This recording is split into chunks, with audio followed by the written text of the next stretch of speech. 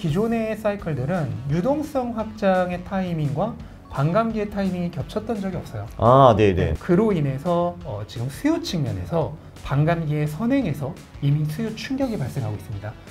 그런 상황에서 이번 4월이 되면은 공급이 지금 늘어도 감당을 못할 반응. 근데 반으로 줄어. 오히려 반으로 줄어버리는 반감기가 발생하면서 공급 충격까지 발생하는 거죠. 이 모든 게 합쳐지면은 저는 더하기 효과가 아니라 곱하기 효과가 나타날 거라 생각해요.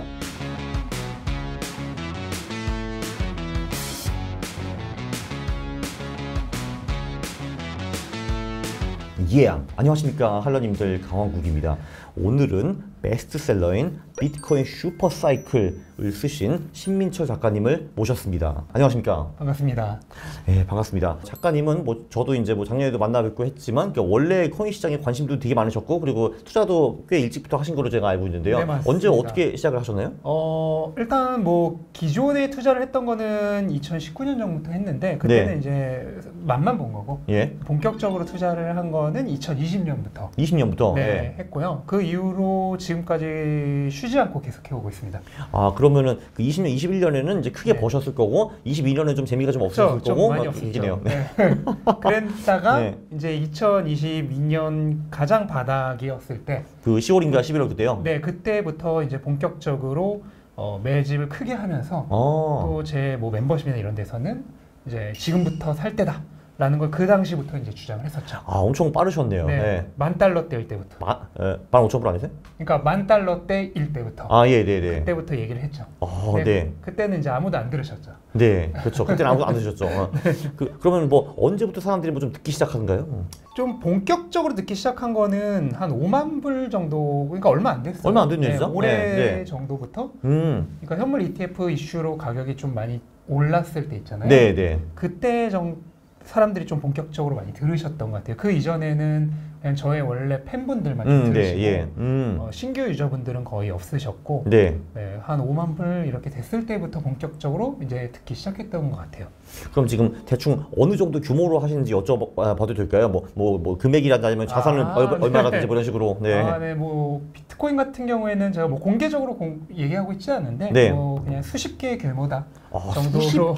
수십 개예요? 수개가 아니라 수십 개를 하고 계십니다. 죽인다. 야, 그럼 진짜 옛날부터 사모은 그 몇 개의 코인들이 점점 더 커지고 또 새로운 친구들이 오고 그런 거군요. 또 지금도 사고 있거든요. 지금도 사고 계시고요. 지금도 계속 사고 있어서 점점 더 늘어나고 있죠. 그 말씀하신 그 1월에 ETF 승인이 난 다음에 저는 사실 이게 빵 올라갈 줄 알았는데 그때 오히려 한 15% 떨어져가지고 한 달 정도 비빌거리더라고요. 근데 이제 오히려 그 후에는 그 ETF에 돈이 들었는지 이제 확 오르다가 최근에 또 한 15% 좀 떨어지고 있잖아요. 1억 뚫은 후에 다시 지금 9천만 원까지 떨어진 것 같은데 그거에서 어떻게 보세요? 저는 굉장히 정상적인 패턴이라고 보고요. 현물 ETF 승인 이슈로 가격이 굉장히 짧은 시간 동안 거의 2배 가까이 올랐었거든요. 그러다 보니까 당연히 차익 실현 매물들이 많았을 테고 또 현물 ETF 승인된 직후에는 그레이스케일이 원래 신탁이었잖아요.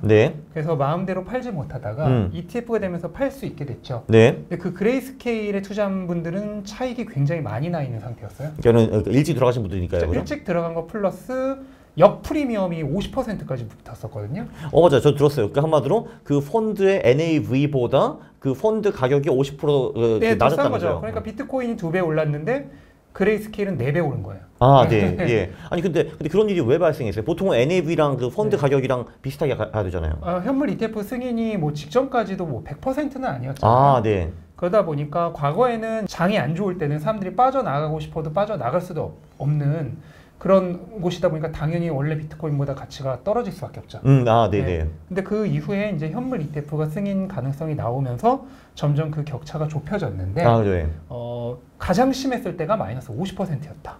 그때 정말 어마어마하게 좋은 그 투자 기회였군요. 그러면 비트코인이 15,000달러까지 갔을 때 걔는 7,500달러였단 말이에요. 그렇죠. 그러니까 그분들은 차익이 어마어마하잖아요. 그러니까 일부를 좀 덜고 싶을 거 아니에요. 그러다 보니까 그때 차익 실현 매물이 많이 나왔고 어떤 시장이든지 화려한 이슈가 있으면은 그 이슈가 끝날 때는 꼭 한번 뉴스에 팔아라가 나옵니다. 아, 네네. 그런 것들이 이제 복합적으로 겹쳐졌다고 보면 되고 이번에도 저는 흐름은 거의 비슷하다고 봐요. 그때 당시 이제 최대 38,000달러까지 가격이 내려갔었죠. 네, 그렇죠. 네, 이번에 최대 거의 74,000달러까지 갔잖아요. 네. 그럼 이것도 거의 2배잖아요. 더블 됐죠. 네. 네.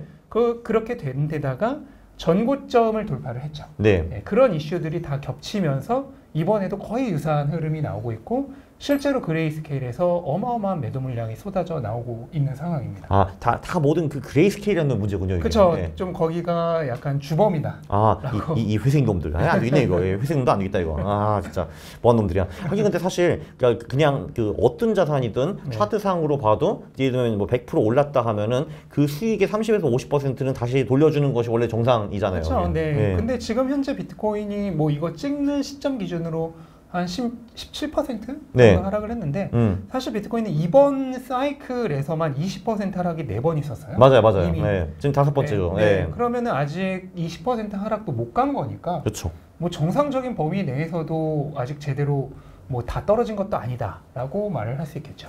그렇죠. 그러면 이제 1차 반감기 후에는 그러니까 제가 이 책에서 봤는데 그러니까 전후에 한 500배 정도 올랐고 2차 반감기 전후에 한 100배, 3차 반감기 전후에 한 20배 정도 올랐어요. 물론 이제 숫자는 조금 다르긴 하지만 그럼 이제 500, 120인데 그러면 이번에는 4배 아닌가? 그럼 4배면은 15,000 곱하기 4면 6만인데 벌써 7만이네. 이미 벌써 고점에 도달한 거 아니에요? 그게 또 그렇지가 않고요. 네. 첫 번째 사이클은 그 자세히 살펴보면은 2번의 그 오르내림이 있어요. 그렇죠. 13년에 초반 후에 올랐다가 좀 빠졌다가 13년 말에 후악 한번 갔죠. 네. 그거를 다 합치면 사실 이제 500배 정도가 아니고 뭐 한 3,000배 뭐 이렇게 되거든요. 네. 그러니까 이미 거기서 좀 비율이 안 맞죠. 네. 그리고 세 번째 사이클, 바로 직전 사이클이죠. 같은 경우에는 여러 가지 그 보조 지표들이 실제로 4월이랑 11월의 고점이 아니었다라고 표시를 해줘요. 그건 무슨 말씀이시죠? 4월에 여러 가지 고점 신호들이 전부 고점을 향해서 가다가 중간에 갑자기 가격이 50% 폭락을 해요. 그게 그 5월에 그 뭐 부처빔이 있었고 그거 사태죠. 부따빔이라고 하는 건데. 부따빔. 그게 왜 발생을 했냐면 여러 가지 요인이 복합적으로 발생을 했는데 가장 큰 거는 중국의 채굴 금지였어요. 네. 채굴 금지로 비트코인의 그 해시레이트라 그러죠. 채굴 파워가 거의 절반 가까이까지 떨어졌었거든요. 그러면서 가격도 똑같이 반토막이 난 거예요. 네. 근데 그 일이 있고 나서 다시 사이클은 원래는 아직 좀 남았으니까 다시 달린 거죠. 그렇게 해서 다시 원래 가격까지 올라간 다음에 끝난 겁니다. 근데 그거는 어떻게 보면은 기존의 사이클들은 항상 비트코인은 이렇게 위로 쫙 올라가서 정점을 찍는 블로우 탑이라고 그러죠. 형태를 찍는데 그러지 못하고 중간에 악재가 나오면서 한번 쓰러진 거예요. 그렇죠. 그랬다가 다시 간 거예요. 아직 기운이 남아있어요. 그래서 쌍봉이라고 그러죠. 맞아요. 더블탑 형태가 돼버렸어요. 근데 원래는 그게 아니라 쭉 가서 한 7, 8월 정도까지 올라가서 고점을 찍었어야 되는 형태가 되는 거죠. 아니면 그때 광기가 제대로 실려가지고 미친 듯이 한번 이렇게 가든지. 그렇죠. 네. 그래서 저는 원래 정상적인 상황이었으면 한 10만 달러 이상을 이미 그때 갔을 거다라고 보고 있어요. 여러 가지 보조 지표들도 중간에서 갑자기 랠리가 끝났어요. 딱 잘렸거든요. 맞아요. 참고로 그런 얘기 책에 자세히 나옵니다. 왜 3차 반감기 후에 이게 이제 원래 좀 더 올랐어야 되는데 좀 중간에 꺾였는지 뭐 그런 거. 책에 자세히 적어놨고요. 그렇습니다. 그러다 보니까 실질적으로는 3차 반감기가 원래 바닥에서 21.5배 오른 게 아니라 원래는 30배에서 40배가 올랐어야 되는 거예요. 그게 정상이다 이거죠. 그렇죠. 그러면은 그 비율이 지금 아까 말씀드린 그 5분의 1씩이 아니죠. 그렇죠. 다 틀리죠. 거기다가 추가로 하나 더 있다면은 이번 사이클은 보통 사이클이 아니잖아요. 슈퍼 사이클. 그래, 맞아요. 이 책 이름도 슈퍼 사이클인데 그러니까 사실 이게 이번엔 다르다라고 하는 게 굉장히 좀 위험한 발언이잖아요. 근데 그래도 다르다고 보시는 것 같은데 뭐가 다릅니까? 가장 큰 차이점은 두 가지가 있는데요. 하나는 기존의 사이클들은 유동성 확장의 타이밍과 반감기의 타이밍이 겹쳤던 적이 없어요. 첫 번째 사이클의 경우에는 앞뒤로 다 제로 금리였고요. 그게 13년인가 그렇죠? 이게 앞뒤로 다 제로 금리면 의미가 없어요. 왜냐면 사람들은 이미 레버리지를 다 땡겼거든요. 그리고 두 번째 사이클은 오히려 금리가 올랐어요. 그 17년 말씀하시는 거죠? 그다음에 세 번째 직전 사이클 2020년, 21년 이때도 다들 기억하시겠지만 팬데믹으로 인해서 앞뒤로 다 제로 금리였어요. 그렇죠. 그러다 보니까 유동성이 이렇게 긴축이 돼서 조여져 있다가 풀리기 시작해야지 이게 정말 의미가 있는 거거든요. 그 혜택을 여지껏 한 번도 못 받았어요. 그게 이번에 올해 6월에서 7월 정도에 지금 금리 인하가 예정이 되어 있죠. 물론 정확한 건 모르지만 네. 시장의 예측으로는 그런데 그럼 반감기가 4월이란 말이에요. 그렇죠. 그러면 시기가 굉장히 겹치죠. 아, 그거 상당히 흥미롭네요. 네. 그러면 잠깐만, 그게 하나였고 한마디로 이제 돈이 본격적으로 풀리기 그쵸. 시작하고 그게 하나가 있었고 두 번째가 뭐예요? 두 번째는 비트코인의 기존의 반감기에 의해서 가격이 올랐던 거는 네. 반감기라고 하는 그 이벤트가 중요한 게 아니고요. 반감기로 인해서 공급과 수요의 불균형이 발생하는 게 중요한 거예요. 그렇죠. 네. 그 불균형이 가격을 밀어 올리는 건데 네. 그런 불균형을 발생시킬 수 있는 이벤트가 있다면 그 어떤 것이든지 비슷한 효과를 낼 수 있는 거예요. 그렇죠. 그리고 그게 가장 컸던 게 바로 그 초반에 얘기한 현물 ETF의 승인. 1월 8일인가? 네, 1월 10일이죠, 정확히. 네. 네, 승인이 되면서 기관들의 자금이 물밀듯이 들어오고 있죠. 그로 인해서 지금 수요 측면에서 반감기에 선행해서 이미 수요 충격이 발생하고 있습니다. 그런 상황에서 이번 4월이 되면은 공급이 지금 늘어도 감당을 못할 반응. 근데 반으로 줄어. 오히려 반으로 줄어버리는 반감기가 발생하면서 공급 충격까지 발생하는 거죠. 이 모든 게 합쳐지면은 저는 더하기 효과가 아니라 곱하기 효과가 나타날 거라 생각해요. 그거 저도 참 기대가 되네요. 네. 그러면은 ETF 말씀하셨는데 지금 그러면 오늘이 3월 20일이기 때문에 ETF가 네. 생긴 지 한 석 달이 조금 안 되는데 지금 어느 정도 자금이 들어왔고 어느 정도가 추가로 들어올 거라고 지금 보고 있나요? 지금 정확히 46거래일이 지났거든요. 네. 46거래일 동안 들어온 자금이 약 120억 달러. 120억 달러. 그러면 하루에 한 3억 불 조금 안 들어온 거네요? 그렇죠. 네. 그렇죠. 네. 네. 와, 그리고 엄청나다. 네. 네. 네. 지금 21만 5천 개 비트코인이 순유입됐습니다. 아, 21만 5천 개. 하루에 네. 대략 뭐 4,500개 정도죠? 예. 가 순유입이 됐어요. 그럼 이게 네. 어느 정도의 규모냐고 하면은 우선 금액으로만 치면 금 ETF가 네. 승인됐을 당시 인플레이션까지 감안해도 네. 최초 한 달 동안 유입됐던 자금이 19억 달러입니다. 아, 정말 적네요. 네. 네. 근데 비트코인은 지금 2달 조금 넘었는데 120억 달러니까. 네, 네. 그때 금이 한 2달 만약 그 기세로 들었다면 40억 달러였을 거 아니에요? 그렇죠. 근데 그거의 3배인 거죠. 네. 그렇죠. 그때 금 ETF가 런칭된 게 2003년으로 저는 알고 있거든요. 정확히 2004년이죠. 아, 4년. 네. 그런데 그거에 그러니까 인플레이션까지 감안해 준 거예요. 그렇죠. 네. 감안해 줘도 금의 3배가 네. 들어왔고 숫자적으로 봐도 엄청나요.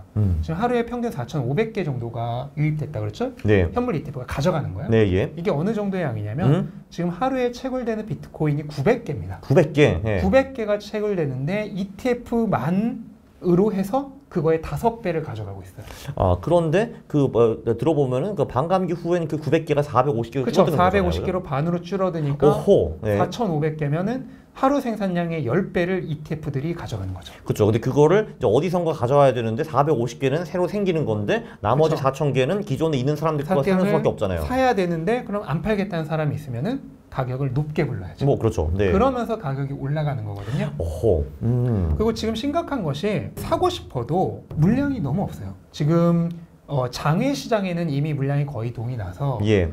채굴자들이 가지고 있는 뭐 비트코인이 한 2, 30만 개 정도 되는데 네. 이것도 그냥 직접적으로 연락해서 사야 되는 상황이고 네. 거래소에 있는 비트코인은 지금 200만 개 밑으로 내려갔거든요. 아, 그거밖에 없어요? 네. 네. 그러면은 아까 제가 지금 2달 좀 넘게 21만 5천 개 했으니까 한 네. 달에 대략 10만 개란 말이에요. 예. 한 달에 10만 개씩 현물 ETF가 가져가면 1년이면 120만 개잖아요. 그렇죠. 근데 지금 거래소에 있는 게 200만 개가 안 돼요. 좋네 이거. 사실 사람한테는. 이거 좋은 거 아니야. 네. 2년도 안 돼서 거래소에 있는 모든 물량이 다 동난다는 거예요. 오마요? 네.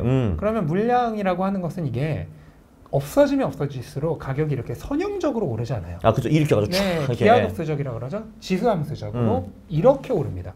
이거는 어떤 경우를 생각해 보시면 쉽게 이해가 되냐면 우리가 사막에 살고 있다고 해볼게요. 네. 생수가 100개밖에 없어요. 오호. 네. 근데 처음 한 개가 팔려요. 그러면 100개가 99개가 된 거죠. 그렇죠. 그럼 처음에는 분명히 가격이 뭐 한 1%밖에 안 오를 거예요. 맞아요. 이때는 선형적이죠. 그죠. 네. 근데 한 90개가 팔려서 10개밖에 안 나왔어요. 이때 한 개가 팔리면은 결코 1%나 10%로 절대 그렇지 않겠죠. 왜냐면 내가 그 나머지 10개 못 그쵸. 먹으면 나 죽으니까. 죽으니까 그때부터는 그냥 가격이 폭발적으로 상승하는 지수함수적인 상승을 거치거든요. 사실 또 이게 재밌는 게 그러니까 지금 그러면은 하루에 4,500개를 매수한다고 했잖아요. 네. 근데 가격이 이렇게 폭발적으로 오면은 수요도 더 커질 거기 때문에 그쵸. 4,500개가 아니라 뭐 이제 10,000개, 20,000개의 수요가 필요하실 수도 있는 거죠. 그게 네. 비트코인 같은 희소성이 높은 자원의 특징인데요. 원유는 가격이 죽어도 안 올라요. 원유 이 가격이 지금 현재 가격이 20년 전 가격이랑 똑같거든요. 그죠. 20년 동안 물가가 2배는 올랐어요. 그럼 가격이 똑같다는 얘기는 실제로는 반토막 난 거야. 그 뽑아낼 수 있잖아요, 원유는. 네, 그게 왜 그러냐면 원유는 두 가지 측면이 있는데 가격이 오르면은 공급업자들이 공급량을 늘려요. 그렇죠. 많이 팔려고. 그렇죠. 그럼 공급이 늘어나니까 가격이 다시 내려오죠. 플러스 뭐가 있냐면 가격이 오르면은 수요를 가진 사람들이 안 사요. 어차피 원유 뭐 희귀한 것도 아니고. 그렇죠. 네. 좀 기다렸다 사지 뭐 굳이 지금 비쌀 때 사. 이렇게 되면서 수요도 줄어요. 네. 그럼 공급은 늘고 수요는 주니까 더블로 가격이 내려가죠. 그렇죠. 네. 네. 근데 금이나 비트코인 같은 자원은 그 반대예요. 우선은 가격이 올라도 공급을 마음대로 못 늘려요. 거기다 더 큰 결정적인 문제는 희소한 자원은 사람들이 가격이 오르면서 물량이 줄어들면 수요가 오히려 더 폭발적으로 증가합니다. 그렇죠, 그렇죠, 그렇죠. 네. 왜냐면 지금 아니면 못 산다는 심리. 네, 맞아요. 그리고 금 같은 경우는 그나마 금광을 캐면은 팔 수도 있는데 근데 비트코인은 그게 물리적으로 불가능하기 때문에 뭐 그런 것도 있네요. 비용만 더 들이면 더 캘 수 있어요. 그렇죠. 네. 근데 비트코인은 그게 불가능해요. 아무리 많은 비용을 들이더라도 생산되는 양이 딱 고정돼 있어서 그 양만 나오고 오히려 여기서 하나 더 있는데요. 그렇게 채굴자들이 그 양을 차지하게 해서 서로 경쟁을 하면서 비용을 더 들이잖아요. 그러면은 비트코인을 생산하는데 들어간 생산 원가는 올랐는데 생산되는 양은 고정되어 있어요. 똑같아요. 그렇죠, 그렇죠. 그럼 생산되는 양은 개수는 똑같은데 얘를 만드는데 들어간 생산 원가는 올랐어요. 인풋은 높아진 거죠. 그러면 채굴자들이 싼 가격에 팔까요, 안 팔까요? 별로 안 팔겠죠. 안 팔죠. 그러면서 공급이 더 줄어가요. 아하, 그렇죠. 일단 채굴을 해놨는데 지금 이 가격은 좀 아닌 것 같은데 하면은 일단 킵하고 있는 거죠. 가격 오를 때까지. 그래서 지금 아까 제가 채굴자들이 2-30만 개 가지고 있다는 것도 지금 가격에 굳이 다 팔 생각이 없는 거예요. 더 기다리는 거죠. 그런 모든 것들이 복합적으로 작용하면서 비트코인 가격은 어느 순간에 우리가 상상도 하지 못한 방법으로 정말 놀라운 상승을 할 가능성도 지금 충분히 있고 그런 낌새가 조금씩 보이고 있는 단계가 아닐까라고 생각을 합니다. 그렇죠. 이게 결론적으로는 이제 공급은 줄어드는 건 그건 팩트이고 그리고 심지어 그 채굴자들까지도 그 채굴된 물량을 그 시장에 공급 안 하니까 공급은 더 줄어갈 수가 있고 그리고 뭐 이제 이건 안타까운 얘기지만 예를 들면 어떤 고래가 죽는다 해도 이제 그 사실 그 물량이 사라지는 거잖아요. 그런 것도 많이 있는 것 같고 또는 이제 키를 까먹거나 이런 분들도 계시잖아요. 그리고 수요 쪽은 일단 기관 쪽에서 폭발적으로 들어올 것 같은데 이제 그만큼의 수요를 이렇게 채울 수 있는 공급이 없다라는 말씀을 물량이 없는 거죠. 혹시 그리고 뭐 기관 말고도 좀 이제 새로운 뭐 그 수요 세력이라든지 이런 거 혹시 보이는 게 있나요? 한번 지금까지는 참여를 별로 안 했는데 이제 지금 나타나는 그런 세력들? 가장 많은 거는 기존의 비트코인을 사고 싶었지만 사지 못했던 방금 기관을 포함해서 그런 모든 투자자들이에요. 그래서 가장 대표적인 게 미국의 베이비 부머 세대죠. 베이비 부머 세대가 미국 부의 60에서 70% 정도를 가지고 있는 것으로 추정이 돼요. 이들이 가지고 있는 자금이 대략 80조 달러 정도로 보고 있거든요. 80조 달러. 최근의 조사에 의하면은 베이비 부머 세대 중에 비트코인에 투자하고 있는 비율이 6%밖에 안 돼요. 뭐 그렇겠죠. 그러면 미국 부의 3분의 1을 가지고 있는 사람들이 6%만 투자를 해요. 그죠. 근데 왜 투자를 못했냐? 너무 쉬워요. 장벽이 너무 높아요. 귀찮으니까. 그죠. 거래소 이분들은 거래소를 써본 적이 없으신 분이에요. 이분들은 평생을 그냥 연금 투자, 주식만 했겠지. 주식밖에 몰랐던 분들이에요. 부동산도 이분들은 사실 그렇게 메인 세대가 아니에요. 이분들 그 부모님 세대가 부동산 세대지 이분들은 부동산 세대가 아니고 주식밖에 몰랐던 세대이기 때문에 주식 앱밖에 살 줄도 모르고 아니면 연금 계좌를 통해서 투자밖에 할 줄 모르시는 분들이에요. 근데 이런 분들이 거래소 할 줄도 몰라. 그 다음에 믿을 수도 없어. 그렇죠. 어디서 뭐 해킹 당했다. 그런 뉴스만 많이 봐. 맞아. FTX 망했다 뭐 이런 거. 그러니까 투자를 못 하고 있었죠. 근데 지금 어떻게 됐냐? 그냥 주식 앱에서 그냥 애플 사듯이 테슬라 사듯이 비트코인을 살 수 있게 됐어요. 그러면서 이분들의 자금이 지금 폭발적으로 유입이 되고 있는 것으로 추정이 되고 있죠. 그렇죠. 사실 이게 이르면 제가 이제 뭐 300억 미국 부자인데 그놈한데 막 무슨 뭐 바이낸스 뭐 이런 이상한 데 들어가가지고 계좌 만들고 이렇게 사진 찍으면서 KYC하고 이게 되게 좀 짜치고 되게 이제 좀 뭐가 좀 되게 품위가 없잖아요. 근데 그러니까 내가 하면서 이제 안 할 거 아니에요, 이게. 안 하죠. 거기다 여러 가지 또 이유가 있는데 그 큰 손들, 그러니까 부자들, 기관들은 실질적으로 대부분 자기가 직접 우리처럼 이렇게 들어가서 이렇게 뭐 숫자 10개 놓고 이렇게 안 사요. 대부분 브로커가 있어가지고 그냥 전화해서 그냥 좀 사줘 이렇게 하면은 그렇죠. 대부분은 또 기관 같은 데들은 현금으로 사는 것도 아니고요. 전부 레버리지를 이용해서 사거든요. 근데 그 레버리지를 하기 위한 담보가 전부 증권 계좌에 있잖아요. 거래소랑 연동이 안 돼요. 아, 그렇죠, 그렇죠. 기존에는 그런 식으로 할 수가 없었어요. 아, 네. 근데 이제는 그런 식으로 레버리지도 아주 손쉽게 통해서 할 수가 있는 거죠. 그렇죠. 뭐 내 테슬라 주식 뭐 100만 불 있는데 그쵸. 그거 가지고 그 담보로 뭐 50만 불 그 비트코인 ETF 사 이런 거 할 수 있잖아요. 그렇죠. 네. 뭐 정말 큰 손이 그 부자가 이렇게 자기가 뭐 이렇게 보면서 주문 넣겠어요? 아, 그렇죠. 다 전화를 하거든요. 맞아. 네. 그런 식으로 하는데 이제 그런 분들 이제 정말 큰 자금을 가지고 있는 분들도 투자를 할 수 있게 된 거죠. 그렇죠. 지금 이제 대표적으로 미국을 말씀하셨는데 사실 부자들은 미국 외에도 많이 있잖아요. 그쵸. 사실 뭐 유럽 부자들도 이제 참여가 가능할 거고 뭐 중국은 좀 어떻게 되는지 모르겠네요. 거기 중국은 일단은 법적으로 그 비트코인을 보유하는 게 금지는 아니에요. 다만 거래랑 채굴이 금지예요. 네네. 그러다 보니까 정상적인 루트로는 거래를 할 수가 없고 그래서 많이들 이용하는 게 홍콩을 이용한 거래. 그렇죠. 거기서도 지금 ETF 나오네 마냥 하고 그쵸. 있잖아요. 지금 2분기에 나올 것으로 예상이 되는데. 거기 중국 부자들 많이 모여 있네요. 그럼요. 그러면은 홍콩에서 ETF가 출시가 되면은 이제 홍콩을 통해서 홍콩 돈이 문제가 아니라 중국 본토의 자금이. 그렇죠. 지금 중국에서 금값이 프리미엄이 전 세계 중에 최고라고 해요. 예, 네. 그게 왜 그러냐면 중국도 아시겠지만 제일 먼저 금리 인하를 했잖아요. 네. 지금 그 명목화폐, 법정화폐의 가치 하락이 심해요. 네. 심한데 이거를 해지시켜줄 구매력 저장 수단이 없는 거예요. 그렇죠. 그거 부동산으로 원래 하셨는데 부동산 가격도 몇 년 전부터 비벼거리고 있고 지금 중국 부동산이 상황이 굉장히 안 좋기 때문에 이분들이 그냥 현금을 가지고 있으면은 그냥 앉아서 현금의 그 화폐 가치 하락을 얻어맞는 거예요. 그렇죠. 그럼 무언가의 그 구매력을 저장해 둬야 되는데 저장할 수단이 없어요. 그나마 있었던 게 비트코인인데 거래소가 금지가 되니까 거래를 못해. 그렇죠. 그러면 이분들이 할 수 있는 게 유일하게 뭐겠어요? 그게 금인 거예요. 그렇죠. 그래서 금이 지금 중국에서 가장 세계적으로 높은 프리미엄을 받고 있는 거예요. 그런데 이 상황에서 홍콩을 통해서 그냥 주식 앱으로 현물 ETF로 비트코인을 살 수 있다? 그럼 어떻게 될까요? 굉장히 낭만적인 일이 그 벌어지겠네요. 막대한 자금이 이제 중국의 자금, 그 다음에 홍콩은 단순히 중국의 허브가 아니죠. 아시아의 금융 허브죠. 그렇죠. 아시아의 자금이 홍콩을 통해서 비트코인으로 또 들어오게 되는 거죠. 정말 그 수요 쪽에서 어마어마한 수요가 들어올 수가 있겠네요. 확실히 보니까. 그러니까 한마디로 기관들은 지금까지 별로 안 했는데 들어올 수 있고, 그리고 소위 베이비 부모들 좀 이제 나이가 좀 지긋한데 좀 돈이 있으신 그런 부자들도 들어올 수가 있고 중국 부자들까지 들어올 수 있으니까 정말 수요 쪽이 어마어마하네요. 그래서 결론적으로 이제 이번 사이클은 어디까지 갈 거라고 보세요?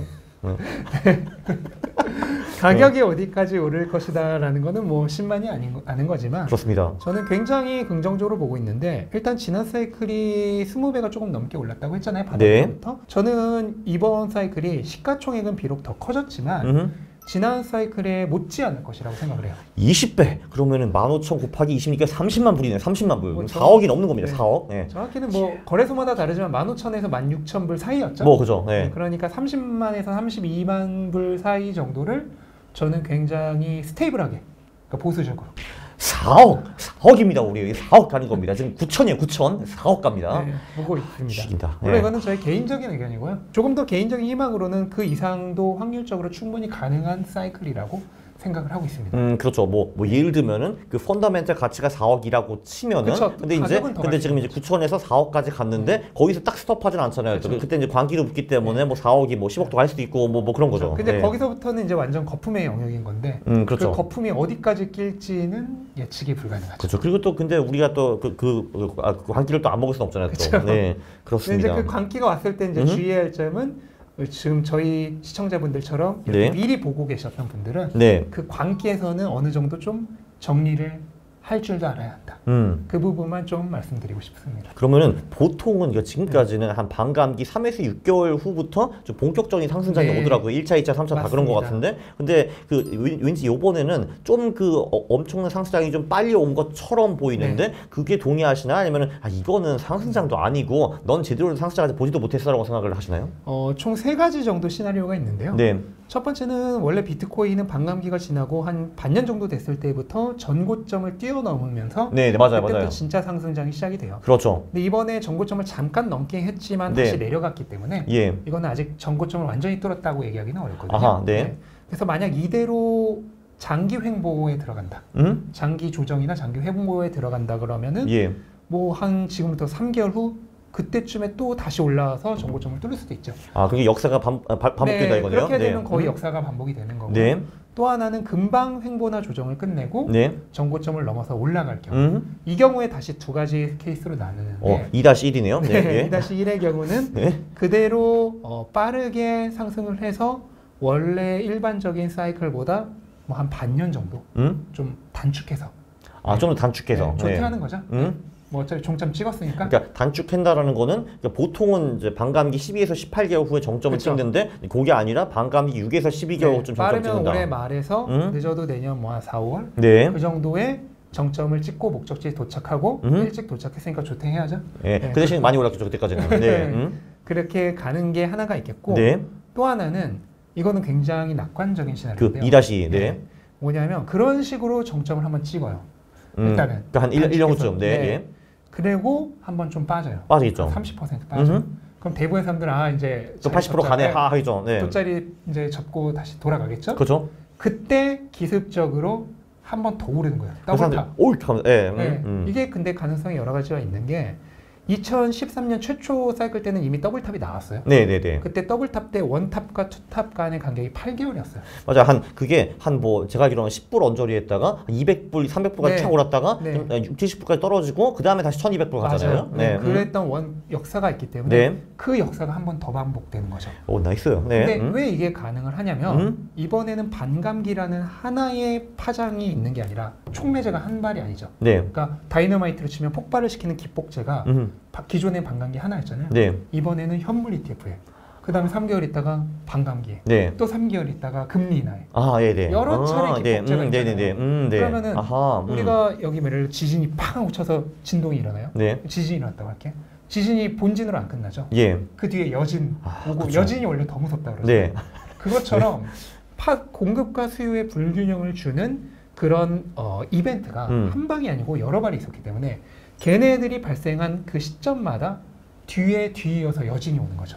하긴 생각해보면 진짜 그 반감기 3개월 전에 ETF가 팡 터지고 그다음 반감기가 오고 네. 한 3개월 후쯤 금리가 인하가 되기 시작하는데 그 금리 인하도 사실 한 번에 끝날 가능성은 별로 많이 없고 없죠. 그래도 뭐 최소한 2-5번은 내려갈 거 아니에요. 네. 그죠? 그러니까 한 번 올랐다가 뭐 올해 말에 1차 고점을 찍고 내년 4, 5월에 2차 고점을 찍고 또 내년 10월에 3차 고점을 찍는 이런 트리플 탑의 가능성까지도 그러니까 다중탑인 거죠. 한 번이 아니라. 그런 가능성까지도 저는 생각을 하고 있습니다. 그리고 거기에 이제 추가적으로 더 몇 개의 멀티버스 시나리오가 있는데 그것까지 듣고 싶으신 2-2-1이고 뭐 그런 거예요. 네네. 그렇죠. 어쨌든 이제 좀 간단하게 요약하면 시나리오 1은 지난번과 비슷하게 간다. 지금 좀 비실거리다가 반감기 3개월 후부터 이제 다시 올라가기 시작한다가 하나 있고 두 번째 시나리오는 금방 이 15% 떨어진 거를 회복한 다음에 쫙 올라가는데 그 대신에 한 뭐 내년 올해 말이나 내년 초가 끝이다라는 시나리오가 2-1이고 2-2 시나리오는 내년 초까지 쫙 올라갔다 거기서 끝인 줄 알았는데 근데 거기서 조금 더 가는 거예요. 그러니까 투톱, 쓰리톱 나오면서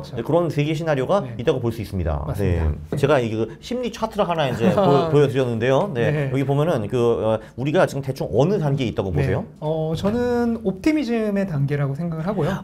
저보다 오히려 한 단계 미치시군요. 저는 벨리프라고 생각했는데. 여기를 이제 옵티미즘 단계부터가 본격적인 포물선 상승을 시작한 단계거든요. 네. 근데 이게 이제 전고점을 돌파한 순간부터가 이 포물선 상승의 시작이에요. 예. 근데 이대로 만약에 이번에 전고점을 돌파했어서 지금 한 8만 달러에서 10만 달러 사이였으면은 저는 빌리프 단계라고 생각하는데 근데 아직 아니다. 네. 이번에 내려갔잖아요. 예. 그래서 아직은 옵티미즘의 단계다라고 저는 생각을 하네요. 그럼 빌리프 거의 왔었는데 땡 해가지고 옵티미즘 다시 내려간 거네요. 그러니까 저항 영역을 완전히 뚫어야 돼요. 네, 그렇죠. 근데 아직 못 뚫었기 때문에 빌리프고 이제 스릴의 단계가 이제 10만에서 20만 달러 사이겠죠? 네. 그다음에 이제 20만 달러 이후가 이제 유포리아. 그렇죠. 근데 그거는 진짜 어디까지 갈지 몰라요. 유포리아는 정말 어디까지 갈지 몰라요. 그러면은 까님은 이제 17년 유포리아장은 경험을 아마 잘 못하셨을 것 같은데 21년 초반은 보셨을 거 아니에요? 그거는 전부 풀로 다 겪었죠. 그렇죠. 그러면은 이제 사실 이거 보시는 분들 중에서 그걸 못 겪으신 분들도 상당히 많을 텐데 그때는 대충 어떤 일이 발생하는지 그리고 우리는 어떤 식으로 그때 행동을 해야 되는지 그거 좀 알려주시죠. 일단은 그때가 되면은 일단 뭐 단톡방 그 다음에 각종 디스코드 등등의 커뮤니티에서 뭐 어마어마한 얘기들이 나와요. 어떤 얘기요? 그때 제가 있었던 NFT 하나는 커뮤니티에서 이제 이 NFT를 갖고 있으면 강남 아파트를 살 수 있다. 네네. 그래서 그거 지금 한 10,000원 할 거예요. 네. 아, 그 NFT가 지금 10,000원이에요? 네. 아, 그러니까 한때는 강남 아파트였는데, 그러니까 네. 그 올모스트 강남 아파트가 지금 10,000원이 됐네요. 그렇죠. 네. 그런 거에서부터 온갖 것들이 나타나고 이제 또 하나의 특징은 비트코인을 하시는 분들이 별로 없어요. 아, 그렇죠. 그러니까 네. 그 사람들로 틀딱 취급받는 거죠. 그렇죠. 그때는 이제 뭐한 놈이야? 비트코인 하면 바보 취급하고요. 네. 네. 뭐 이더리움도 바보 취급. 아, 그렇죠. 네. 아, 심지어 나중에는 찌따코인. 네. 최후반에는 솔라나나 에이다 같은 애들 대부분 다 100배 이상 막 올랐던 코인이거든요. 21년에 그죠? 네. 솔라나가 300배 올랐었어요. 아, 300배. 네. 네. 그런데 300배 오른 솔라나도 바보 취급받아요. 네. 그때는 뭐 이제 1000배 이상 오른 애 아니면 취급도 못 받는. 아, 그렇죠. 귀족이 아니네, 더 이상 네. 솔라나는 그걸로. 네. 그런 애들로만 사람들이 이렇게 막 가고. 네. 네, 그리고 뭐 하루의 변동폭이 10% 20%는 그냥 기본이고. 기본이고. 네. 그렇게 되죠. 우리는 그럼 대충, 그러니까 어차피 탑에서 파는 건 불가능하겠지만 네. 유포리아 그래도 우리의 포지션을 좀 덜어내고 이제 가야 되는 거잖아요. 네. 그러니까 대충 어떤 시그널이 오면 좀 포지션을 좀 덜어내실 것 같아요, 그때? 일단은 뭐 여러 가지 고점 신호들이 있어요. 네. MVRV라든지 NUPR이라든지 SOPR이라든지 네. 그런데 이 책에 다 적혀 있거든요. 그죠? 네. 있는데 그거는 제가 지금 여기서 설명드린다고 해봐야 어차피 찾아보시기도 어려울 것 같고 맞아요. 하니까 뭐 전문적으로 공부하고 싶으신 분들은 책을 한번 보시고 그게 아니면 정말 쉽게 볼 수 있는 지표가 있어요. 네, 예. 우리가 흔히 인간 지표라고 그렇죠. 네. 네, 방금 설명드린 것도 인간 지표인데 근데 네. 문제는 그냥 이 인간 지표는 대중이 없잖아요. 그렇죠. 네, 그러니까 이걸 좀 누구예요? 더 공식적으로 확인할 수 있는 인간 지표가 있는데 그게 뭐요? 가장 확실한 게 전 세계에서 검색량 최고가 뭡니까? 구글이잖아요. 네, 구글이죠. 네. 구글에 들어가셔서 구글 트렌드라고 치세요. 예. 그러면 검색량을 확인할 수 있는데 그거를 전 세계 또는 미국으로 놔두고 네. 검색 범위를 영어로 비트코인을 쳐요. 예. 그러면 그리고 기간을 5년으로 해요. 5년. 네. 그러면 지난 사이클 최고점부터 지금까지의 검색량의 추이를 볼 수 있어요. 그렇죠. 그게 지난 사이클 고점과 거의 근접해 있다. 근접해 있다. 그러면 이제 고점에 가까워지고 있는 거죠. 근데 이번 네. 고점은 그 4년 전 고점보다 그러면은 더 높게 가지 않을까요? 기본적으로? 왜냐면 더 새로운 높을 사람들이 수도 많이 있고 튀어나왔을 텐데요. 더 낮을 수도 있어요. 아, 그래요? 네. 왜냐면 기관 위주의 투자잖아요. 네. 그러다 보니까 오히려 소매 투자자 관심은 조금 더 낮을 수도 있어요. 아, 네. 그렇죠. 네. 근데 이거는 이제 어디까지나 쉽게 확인할 수 있는 지표를 말씀드린 거고 네. 휴먼 인디케이터가 되었든 뭐 MVRV가 되었든 네. 어쨌든 그 지표를 보고 이제 어느 정도 그래도 포지션을 줄이실 것 같은데 네. 그때 일단 일시적으로 다 파실 건가요? 아니면은 좀 이게 스텝 바이 스텝으로 뭐 이제 몇 달에 걸쳐 가지고 좀 파실 건가요? 어떻게 생각하세요? 일단은 저는 다 팔 생각은 없고요. 오, 네. 일정 물량은 저는 그냥 기본적으로 아예 팔 생각이 없어요. 아, 네. 그 정도의 물량을 가지고 있고 그 외에는 이제 사이클에 맞춰서 어느 정도 매도를 생각을 하고 있어요. 아, 네. 그래서 절반 이상의 물량은 일단 1차적으로 고점이라고 보고 생각되는 지점에서 분할 매도를 통해서 매도를 할 거고. 아, 그게 이러면 이제 이제 진짜 유포리아가 온 것 같고 그렇죠. 내 근처 휴먼 인덱스도 팔짝팔짝 뛰고 있으면은 오케이, 야 그럼 지금부터 이러면 뭐 3개월을 걸쳐가지고 뭐 분할 매도 이런 거죠. 그렇죠. 네. 그다음에 남은 물량 중에 일부는 이제 영원히 가져갈 생각의 물량이고 영원히. 예. 또 일부는 혹시라도 추가적으로 더블탑이나 트리플탑이 네. 올 때를 대비해서 남겨둘 예정입니다. 아, 그런 다만 식으로요. 이거는 그대로 만약에 하락장으로 간다면 네. 가지고 있는 거예요. 네네네. 다음 사이클까지 가져가는 거죠. 그렇죠. 그 대신에 뭐 그거를 안 팔아도 나머지 포지션에서 익절을 어마어마하게 하셨을 그쵸. 테니까 네. 그걸로 네. 해피하게 좀 사시면 될 것 네. 같은데요. 네. 코인 관련 주식들도 있잖아요. 네. 그러니까 예를 들면 코인베이스라든지 마이크로 스트라테지 이런 것들 네. 그런 거를 사는 건 어떻게 보세요? 코인을 직접 사지 네. 않고? 가장 대표적인 거 세 개가 있는데요. 네. 하나는 거래소 코인이죠. 그래서 네. 거래소 주식 가장 네. 대표적인 게 코인베이스죠. 그죠? 또 하나는 채굴자예요. 네. 아, 네. 그래서 마라톤 같은 경우가 가장 대표 중에. 그건 처음 들었네요. 마라톤. 네네. 근데 이런 채굴자나 거래소는 네. 기본적으로 비트코인 그 자체에 의해서 수익이 발생하는 게 아니라 부가적인 회사 운영에 따른 수익이죠. 아, 그렇죠. 채굴자들은 내가 드린 원가 대비 얘를 판매해서 나는 수익인 네. 거고 예. 비트코인 가격이 아무리 올라도 원가가 오히려 더 오르면은 아, 그렇죠. 오히려 마이너스예요. 아, 그렇죠. 돈이 안 되네. 네. 예. 그다음에 거래소 같은 경우에는 거래 수수료잖아요. 그렇죠. 일반적으로 비트코인 가격이 오르고 불장이 되면 수수료가 많아지는 게 일반적이에요. 왜냐면 그렇죠. 네. 거래량이 많아지니까. 그렇죠. 대신 그만큼 경쟁도 더 치열해지고요. 네. 또 가격이 너무 올라가면 오히려 거래가 없는 경우도 있어요. 아, 네네. 그런 것들이 겹쳐지면서 명확한 가치 판단을 할 수 없어요. 그래서 만약 이런 주식에 투자를 한다면 어느 정도 투기적인 포지션, 그러니까 비트코인이 오르면 알아서 오르겠지 네, 그렇죠. 하는 그런 투기적인 포지션으로 내가 거래소에서 거래소에 보낼 수 없는 돈들이 네. 있을 수 있잖아요. 맞아요. 주식 앱에서만 투자하고 싶은 거. 한국 같은 경우 현물 ETF도 안 되다 보니까. 그렇죠. 그리고 예를 들면 뭐 법인 돈이라 할 경우에는 그쵸. 그건 이제 뭐 네. 계좌를 만들 수가 없으니까 그쵸. 그런 가능성이 있죠. 네, 네. 그런 돈 같은 경우에 이제 비트코인 기업 자체는 가치 평가가 제대로 안 되고 네. 비트코인의 불장이 오면 같이 오를 것이다 라는 기대로 투자를 하는 방법이 있겠고, 조금 더 확실한 방법 중에 하나는 네. 마이크로 스트래티지라고 해서 예, 그 세일러 아저씨. 네. 비트코인을 21만 개 이상 가지고 있는 기업이 있어요. 21만 개면은 지금 이제 뭐 아주 심플하게 1억이라 보면 20조네요. 그죠. 네. 예. 네. 20조 네. 비트코인. 야, 죽이다. 네. 이 기업이 가지고 있는 비트코인의 가치가 현재 뭐 한 6만 2천 달러 이 정도 되는 비트코인 가격 기준으로 했을 때 네. 대략 주가로 치면은 1,000달러에 가깝거든요. 그냥 순 자산만 해도. 그렇죠. 네. 순 자산만 해도 네. 그 정도가 가깝고.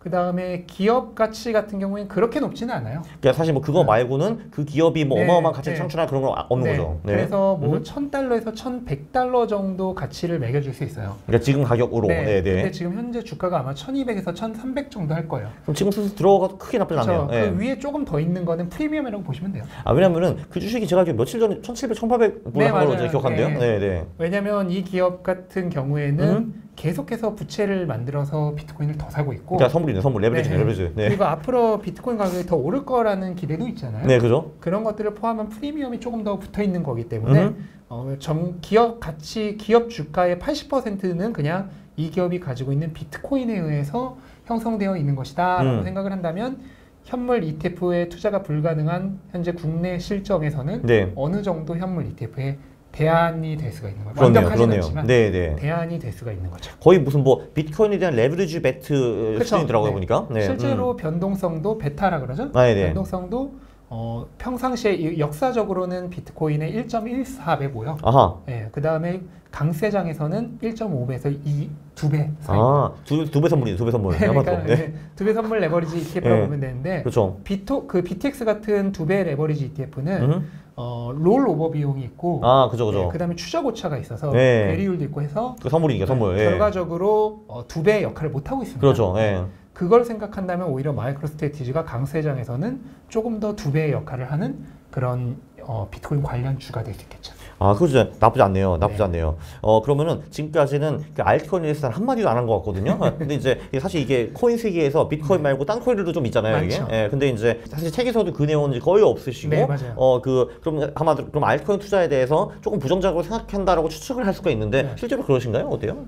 그렇지는 않고요. 네. 알트코인 자체도 투자가 될 수 있고, 약간 투기와 투자를 겸하는 그런 포지션이 될 수 있어요. 그래서 제대로만 투자를 한다면 비트코인보다 단기간에 훨씬 큰 수익률을 낼 수 있거든요. 맞아요. 조금 전에 말씀하셨잖아요. 뭐 비트코인은 틀딱이 되는 거고 한 1,000배 이상 수익 안 낸 놈은 쳐주지도 않는다 하셨잖아요. 근데 그래서 지난 사이클 같은 경우에 실제로 비트코인에 이더리움만 좀 섞었어도 수익률이 압도적으로 개선이 돼요. 그렇죠. 거기에 뭐 도지코인, 솔라나, 에이다 같이 시가총액 10위권 이내 알트코인만 섞었어도 수익률이 몇 배가 됩니다. 그렇죠. 지난 사이클 같은 경우. 그러니까 분명히 잘 알고 하면은 아무 문제가 안 돼요. 근데 문제는 뭐냐면 대부분 그렇게 잘 알고 하시는 게 아니라 리스크 컨트롤 하시면서 하는 게 아니라 거의 뭐 카지노처럼 허용된 그런 도박판처럼 많이들 하시기 때문에 그게 조금 걱정이 되는 거죠. 가만히 이런 거죠. 야, 내 친구가 그러는데 그 잡놈 A 코인이라는 게 진짜 좋대요. 잡놈 A? 난 잡놈 B인데 하면서 이렇게 하는 거죠. 그게. 그렇죠. 듣보잡이라고 하죠. 그죠. 듣도 보도 못한 코인을 정말 너무 도박하듯이 하시니까 그게 문제가 되는 거고, 그게 아니라 어느 정도 공부를 하신 상태에서 그 다음에 규율이 있는 상태에서, 그러니까 리스크 컨트롤이 되는 거죠.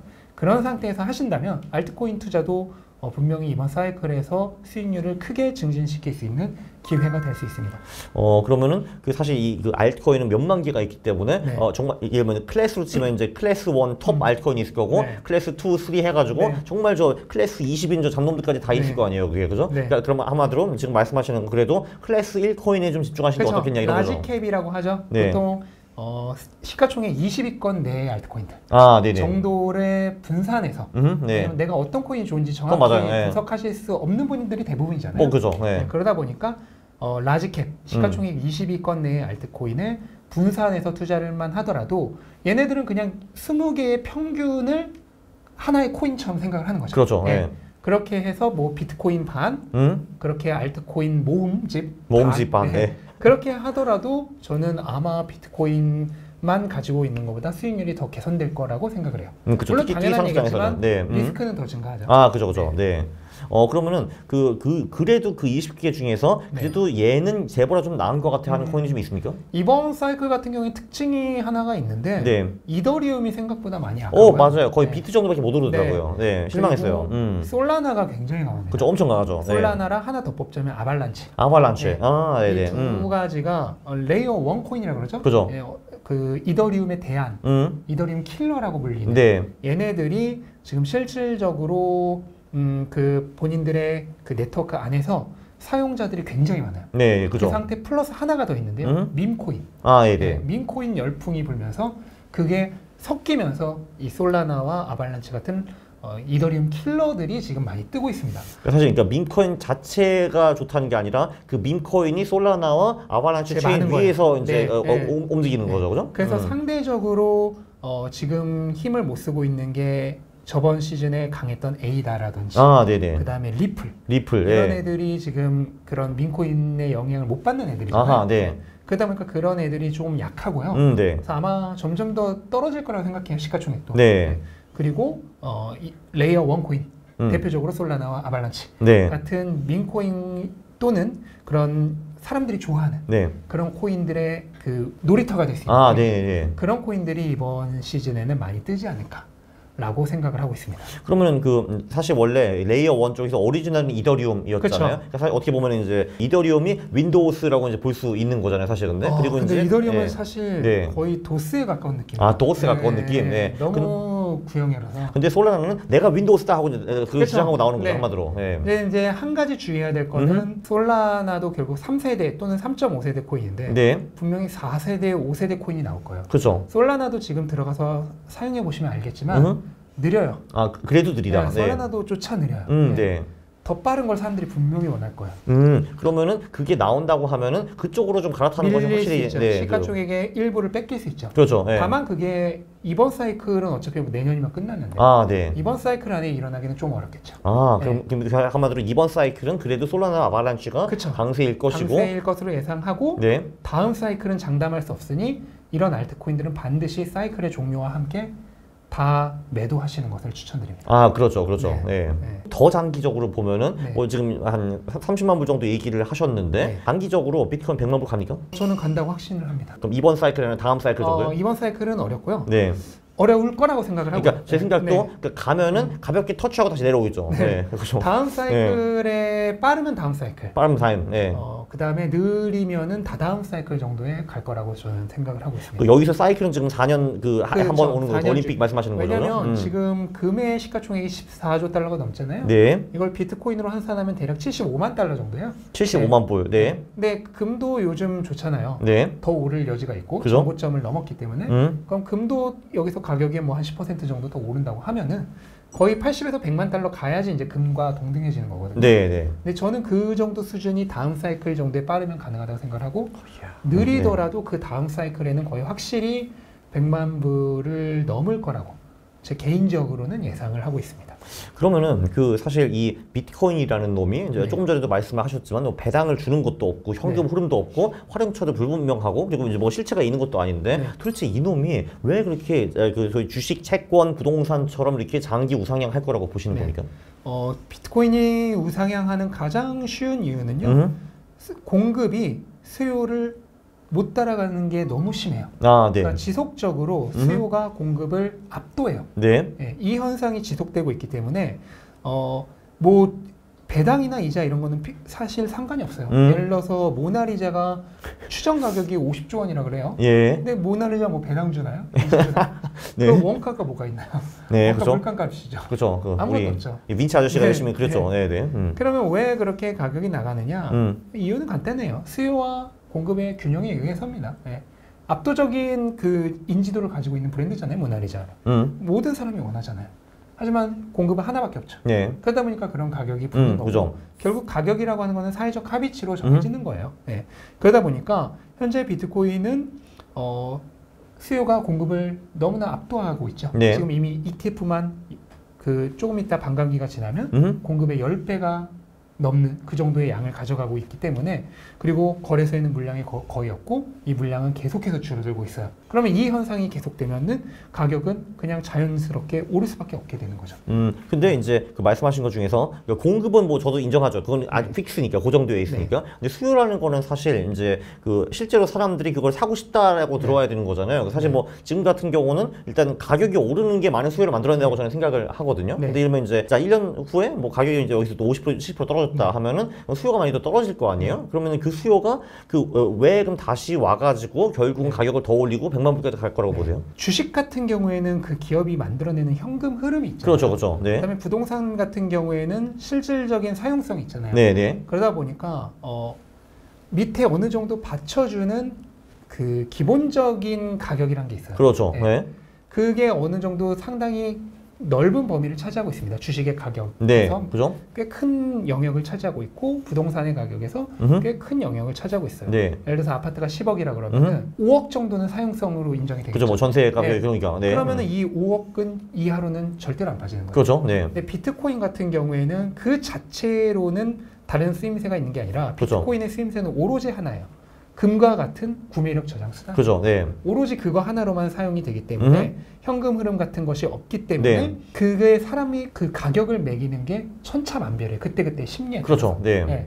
그러다 보니까 사회적 합의치로만 가격이 만들어지고 기준이 되는 것이 없기 때문에 이 비트코인이라는 것에 대해서 가격을 부를 수 있는 편차가 너무 크죠. 너무 커요. 예를 들어 주식이 5부터 10까지 있다면 얘는 1부터 100까지 있는 거예요. 맞아요. 그러다 보니까 가격이 오를 때는 가격이 너무 높게 불려지는 거예요. 거품이 심하게 껴있는 거죠. 그 다음에 가격이 내릴 때는 그게 너무 심하게 빠지는 거고 그런 현상이 반복되면서 그렇게 엄청난 변동성이 발생을 한 거고요. 다만 이 비트코인을 구매력 저장 수단으로 사용하려는 사람이 계속해서 점진적으로 증가하고 있죠. 지금 비트코인 1개 이상의 지갑을 가진 지갑의 개수가 5천만 개를 넘었어요. 근데 얘가 시간이 가면 갈수록 계속해서 증가하고 있어요. 잠깐만. 근데 2,100만 개밖에 없는데 어떻게 1개 이상 가진 지갑이 5천만 개 넘을 수 있어요? 1개가 아니라 그 재고가 있는 잔고가 있는 잔고가 있는 비트코인 잔고가 있는 지갑의 개수가 5천만 개를 넘었어요. 그게 과거부터 지금까지 계속해서 숫자가 늘어나고 있어요. 그렇게 숫자가 계속해서 늘어나고 있다는 것은 비트코인을 구매력 저장 수단으로 사용하려는 사람들이 계속 늘어나고 있다는 거죠. 그렇죠.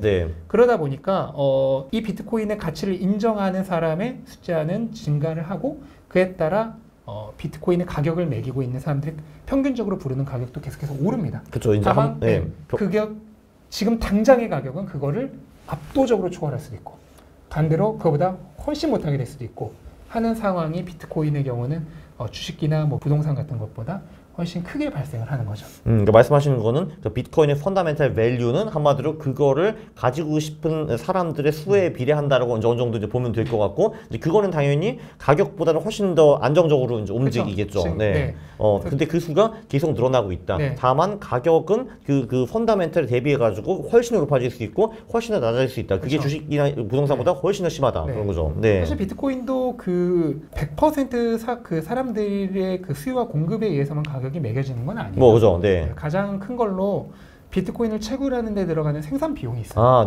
그 비용이 있기 때문에 채굴자들은 그 비용 밑으로는 거의 안 팔려고 하거든요. 그러겠죠. 그다음에 채굴자들만 그러는 게 아니라 소비자들도 마찬가지로 투자자들 역시도 매몰 비용이라는 게 있잖아요. 자기가 산 가격 이하로는 웬만하면 안 팔려고 해요. 그래서 그 매몰 비용과 채굴 비용이 결국 뭐냐면 비트코인이라는 생태계 안으로 들어간 에너지예요.